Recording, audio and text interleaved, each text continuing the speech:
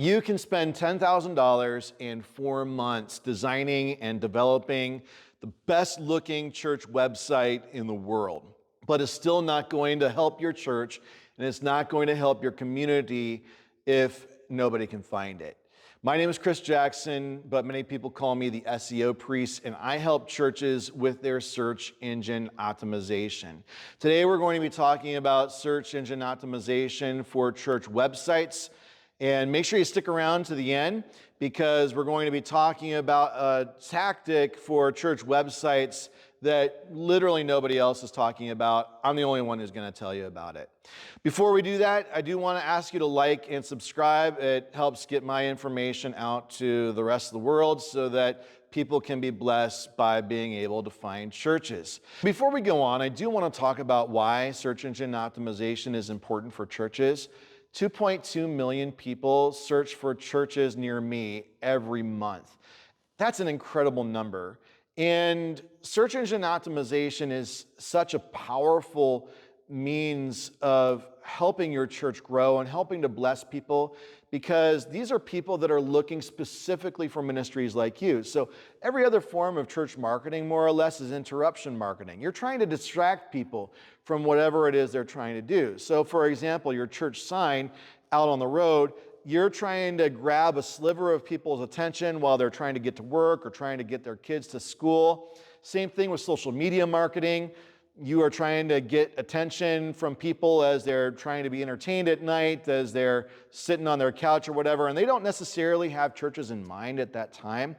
Search engine optimization is when you're coming into people's view precisely when they're looking for churches. You don't have to convince them they need to find a church. They know that they need to find a church. You're just saying, hey, we are a church here to serve you. In addition to that, many people have all kinds of spiritual questions. So people Google things like, what happens after I die? Or how can I know that I'm forgiven? And so if you optimize your sermons that you're posting on your church website, that can help those sermons reach the people who need to be blessed by them so that they can know about the grace and mercy of God through the blood of Jesus Christ, so that they can know that through that grace and mercy, they have eternal life with God in heaven. SEO can help get that content in front of the people's eyes that need to see it. So when we talk about SEO for churches, I just want to be clear, it's not just about church websites. SEO also has to do with your Google business profile. It has to do with your social media. You can use SEO for that as well. But one of the most important places to apply SEO principles is to your church website. And your church website has an added dimension to it with regards to search engine optimization that all other forms of search engine optimization for churches don't have, and that's technical SEO, technical search engine optimization. Your social media feeds like Instagram, Facebook, YouTube, they all take care of that technical side for you. And in addition to that, your Google business profile takes care of the technical side for you.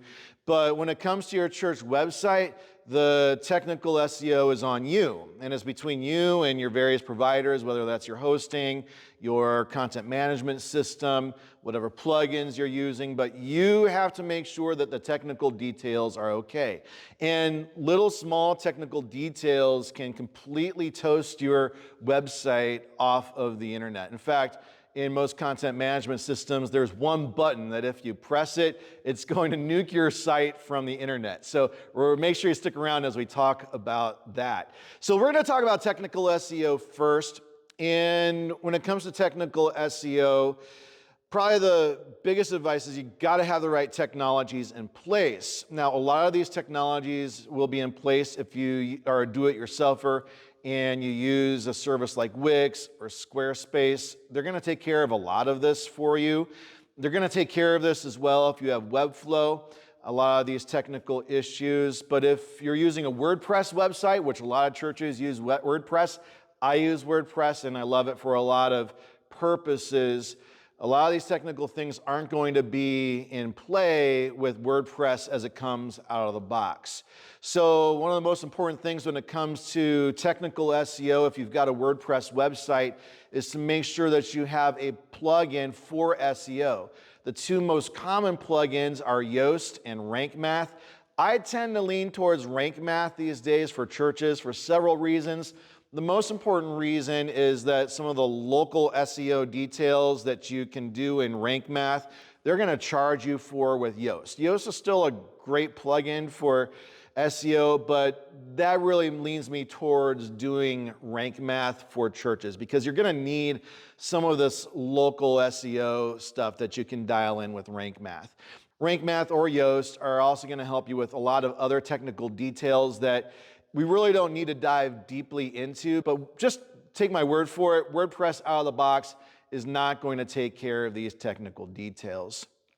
Another thing that your WordPress plugin for SEO is going to do is it's going to help your church granularly set some of the details about every page on your site so you can set your meta title and your meta description in your SEO plugin. We're going to talk about that when we get to on-page SEO. And in addition, that's going to help you set other things like schema markup, which helps bots like Google and AI understand what each page on your website is all about.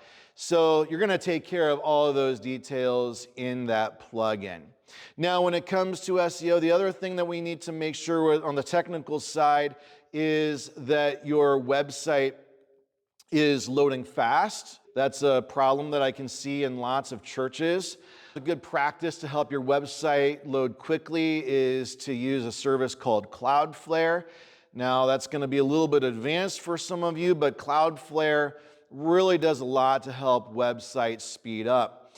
Then as well, a lot of times your hosting will provide caching for you. You need to make sure that caching is enabled with your host. A lot of times they have a plugin that goes into your WordPress website that's going to coordinate with your server to make sure that caching is taken care of. You need to be using a theme that loads quickly, that doesn't have a lot of lag to it. So I like to use GeneratePress, for example, on the websites that I make with WordPress, because GeneratePress, it's a really minimalist theme and it loads really quickly. Finally, there's one technical detail that if you get this wrong, it's the nuclear option.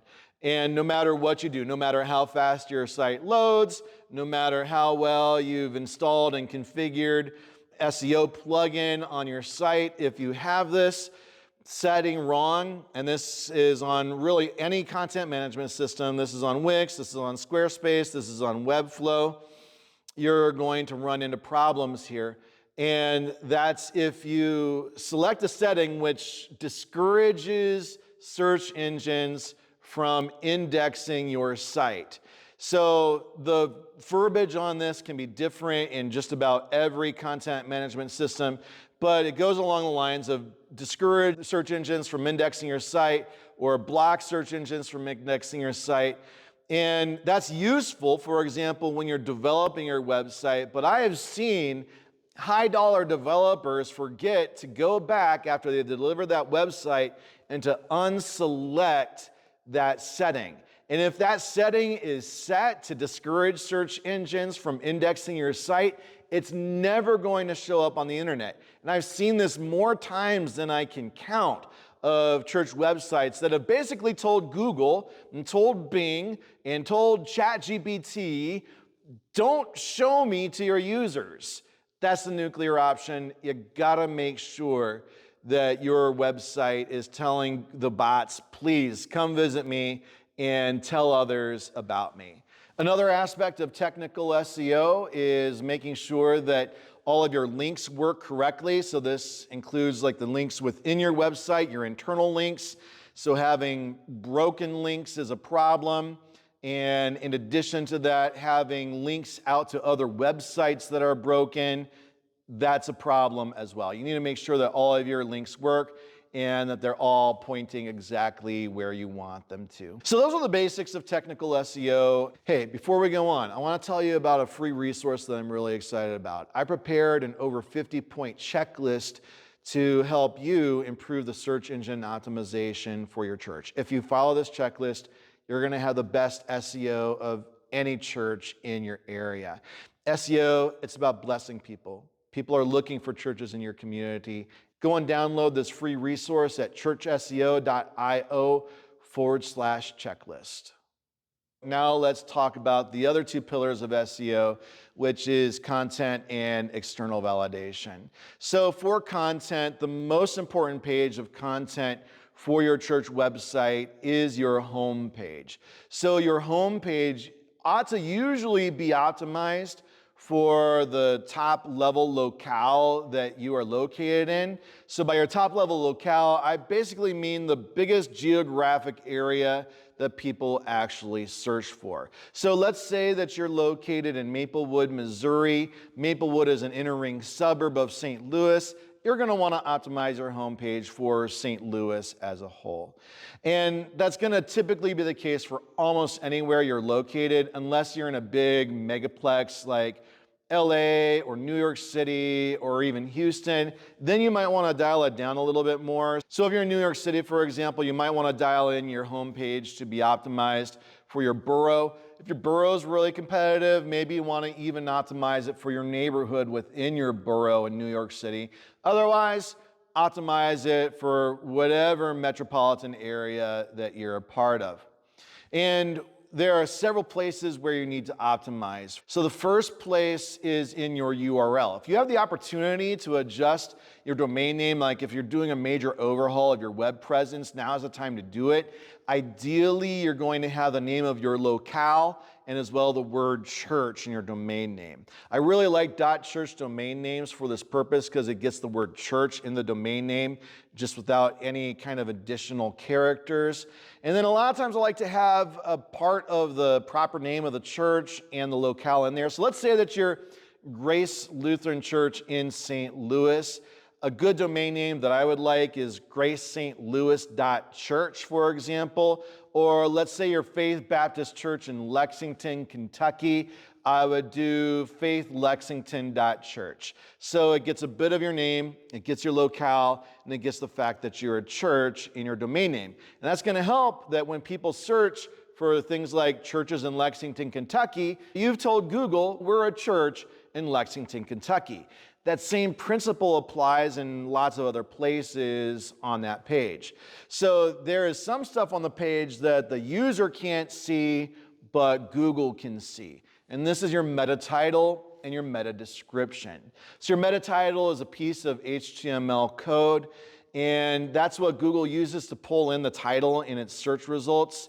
A lot of times you want to make sure that you've got the word church and the name of your community in your meta title. And then in addition, you want to make sure that you've got your meta description dialed in. So your meta description, that's what Google uses for that little paragraph under the title in its search results. And same principle applies there. You want to make sure that you've got the word church and that you've got the name of your community in there so that when people search for like churches in Lexington, Kentucky, and you tell them that, hey, we're Faith Baptist Church in Lexington, Kentucky, Google has greater confidence to serve your result to them because of that. Another good practice for your meta description is to have it optimized for click-through. So something that invites people to click through that result into your church website. Another factor with your church website and your on-page SEO is your headings. Now, headings split the difference between what the user sees and what Google sees because you can actually set your headings both for visual styles and also for the HTML tag. And this is a place where I see a lot of people making mistakes, especially high-dollar designers. A lot of high-dollar designers, they use H1 headers for all of the headings. So the H1, that's an HTML tag that you apply to your header, and that tells Google that's what all the content of the page is about. Think of it like a headline. Your H1 is like the title of all the content on the page. And I'll see high dollar designers, $10,000, $25,000 website designers. They are using H1s for every heading. And if you do that, Google has no idea what the content of that page is about. So you want your H1 header, once again, to communicate to Google and to users that you are a church serving a community. So that you're a church serving St. Louis or Lexington or New York City or whatever it is. Include that in the text. Then, in addition, ideally, you've got some other H2 headers underneath that. So think of H2s as the main headings on the outline. And at least some of those H2s need to talk about the fact that you are a church serving that particular community. So talking about the fact that you're a Baptist church serving Lexington, Kentucky, or you're a Lutheran church or an LCMS church serving St. Louis, Missouri. Some of those H2s need to communicate that. In addition, in some of the text on the page, the paragraph text, you need to have additional text reaffirming that as well. I usually like to aim for about 600 to 1,000 words of text on the page. It gives Google a greater amount of surface area, or ChatGPT a greater amount of surface area to understand your church so that it can then recommend you to people that are looking for churches in your area. A few other little things on the page that I like to do to make sure that Google likes it and search engines like it. I like to embed a map on the home page. And when it comes to a map, a lot of people embed the address. You can actually embed your Google Business Profile on the map. That's going to help to tie together your Google Business Profile, which is your most important online asset, by the way, together with your website. And that's going to give Google greater confidence in both.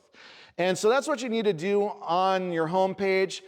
The other pages on your site, same principles. You want to make sure that your meta title is dialed in, your meta description is dialed in, your URL is dialed in, and your H2s and paragraph text as well. That's going to help them show up. For example, if you've got a youth group and you want that to show up well in Google, you want to make sure that your URL, the slug, the part on the last end there, has the word youth in it or youth group in it. You want to make sure that your H1 header has the word youth or youth group in it. And you want some H2s in there which reaffirm that, as well as some paragraph text. And you'd be surprised. People go looking. Show me a church near me that has a good youth group. And having that page on your website is going to help you get it served by Google to those people. And it's going to help AI to recommend you as well. Another good practice for each page on your website is to have a link from each page back to your home page. That's going to really boost up your home page, and a link as well between pages that are related one to another. So ideally, no page on your website is an orphan without a link to it from another page. There need to be links basically meshing together your entire website, page by page, one to another. So link pages as they make sense from one to the other. Every page should have some outgoing links on your website, and every page ought to have some incoming links as well from your website. Another on-page SEO thing is making sure that every page has some action that you want people to do. This is especially important on your home page. Your pages on your website need to be invitations to go deeper with their relationship with you, and that's going to look different on every page. So on the home page, for example, what I'm really trying to do is to get people to the plan your visit page on the website. And then on the plan your visit page, I'm really trying to get people to get directions. So Google really wants to see a user journey. They don't want to see people show up on your page and then bounce. They want to see people getting whatever it is that they were looking for fulfilled. So they want to see people going deeper into your website. They want to see people making conversion actions on your website. So doing something that gets them closer in their relationship with you. And that's going to look different for every page. So I mentioned your home page. I mentioned your plan your visit page. If your church runs a preschool, filling out a form to schedule a visit. If it's your church youth group, maybe it's clicking on a phone number to make a phone call to your youth leader. So making sure there's an action on every page that you want people to do, that's going to be a critical part for your SEO. That is something that Google keeps track of. Finally, let's talk about off-page SEO or off-site SEO, or what I like to call external validation. The most important form of external validation that we're looking for from church websites is links from other websites to your website. So every website on the internet, every domain on the internet has authority in the eyes of Google. And that authority is a top-down, trickle-down thing. So there are various seed sites on the internet, like the New York Times or the White House or Forbes. And those seed sites have the highest level of authority. And from them, whenever they link out to another website, that transfers authority to that website. And your website needs to be funneling in that authority from other websites, and it does so by getting links from other websites. There's lots of ways to get links from other websites. For example, on your social profiles. Every single social profile that you have should link to your website. Your denomination, if you belong to one, or your church network. Directories, another great place to get links. So Yelp, TripAdvisor, Trustpilot. The place I really like to get links from to my church website is local news outlets and traditional media. A lot of times these have really powerful websites that are going to transfer a lot of authority to yours. Press releases are a great way to accomplish that.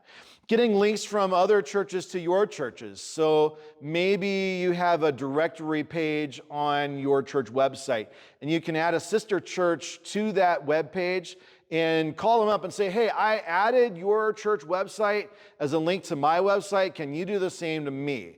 Or maybe you're going to do that sermon to sermon. So let's say that you posted a sermon on your website, the text to that sermon, and you know that a sister church that you have good confidence in has a similar sermon on a related topic. You can link from your sermon to that sermon. And then you can call them up and say, hey, I just linked to your sermon. Can you link to mine from another sermon? And that's going to help boost your SEO as well.